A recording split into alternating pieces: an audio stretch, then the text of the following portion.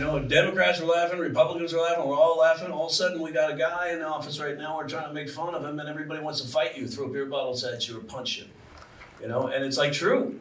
You know, and it's like I did a show at the Comedy Store, did 3 jokes, 3 Trump jokes. The first one was, and they were innocuous jokes. I don't just attack to attack. I attack where it's funny. I attack based on substance and fact. And the first joke was, I don't know if you guys are aware of this. It's like, have you watched TV? It's like every day, it's like a fucking circus. It's like every day there's something new. You need a ringmaster just to keep track. Right? It's like, I don't know if you know this, but Ringling Brothers went out of business like last year. They were out of business. I think Trump forced them out of business because he didn't want the competition. Right? That was joke number 1. Innocuous. Second joke was, wow, the election, man. If you weren't tuned in the election, you missed a freak show. The election was like an NFL playoff game where the team that wasn't supposed to win won. And they won on a really bad call.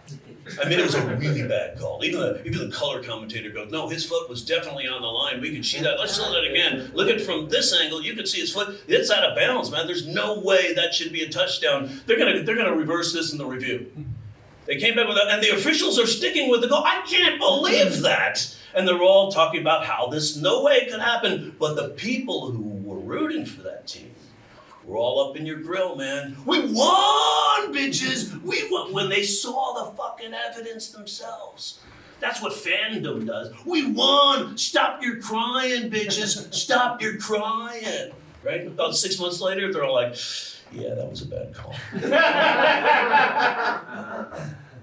And I don't know if you guys know this, but, you know, we talk about the Steele dossier. Everybody talks about the Democrats funding the Steele dossier. This guy, you know, Christopher Steele. That thing was originally funded by the Republicans during the primary because they didn't want Trump to win. So all of a sudden Trump got nominated and they were like, we got this dossier, Democrats, do you want it? And they were like, yeah, how much? You know? So they paid it and then they reviewed this dossier done by a dude. But it was originally funded by Republicans. The Republicans wanted them out. In fact, they wanted them out so bad, the Republicans consulted with Caitlyn Jenner on how to get rid of Donald Trump, since she was the newest expert on how to quickly eliminate a dick. Joke number 3. Great fucking joke, right? So I do those 3 jokes. Some guy over here goes, that's not funny, you're not funny. And I go, really? That wasn't funny? See, I believe the gauge is the audience, right? I believe the gauge is the audience. I don't tell people what's funny. They laugh or they don't, right? I said, joke number 1, did you guys laugh at that? And they were like, yeah. I go, joke number 2, did you laugh at that? They were like, yeah. I go, joke number 2, did I get a laugh? I go, yeah. And some guy yells out, and an applause. I said, so joke number 1 got a laugh, joke number 2 got a laugh, joke number 3 got a laugh, and an applause. Evidently you're a Trump supporter because you don't know what the fucking mandate is. They laughed and applauded. He stood up and approached the stage, right? Now, most comics would get the, you know, whoa, hey, what the fuck, right? I stepped to the foot of the stage. I go, if you're going to puff your chest, bring it, bitch. That, and the bouncer was grabbing him. So he used to do, they shrugged out the bouncer, and I was like, oh, it's getting real. Get out your phones, because even if I get my ass kicked, I'm going to be famous. Let's do this. But the thing is you can support, you can talk about any angle you want in politics, but they say freedom of speech. Nobody said freedom of speech without consequences. You got to realize when you push the envelope. I had another heckler come in a place in Idaho, and this room was filled with like, I don't know, 280 people, and it's always a party in this room, and we always have a great time. And I do this thing, and I talk about playing soccer with a bunch of Mexicans, right? I talk about being the only white guy in an all-Mexican soccer team. I mean, I look like a full head of red hair.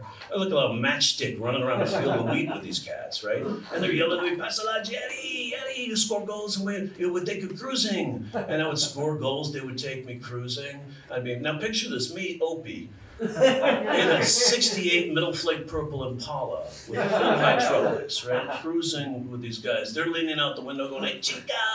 I'm drinking, leaning out the window, go, "Ah, shit." And they're like, "Opie, orale." So we had a great time together. It's like, but this guy hears this. Some guy walks in late in the show, hears this, and starts yelling, right?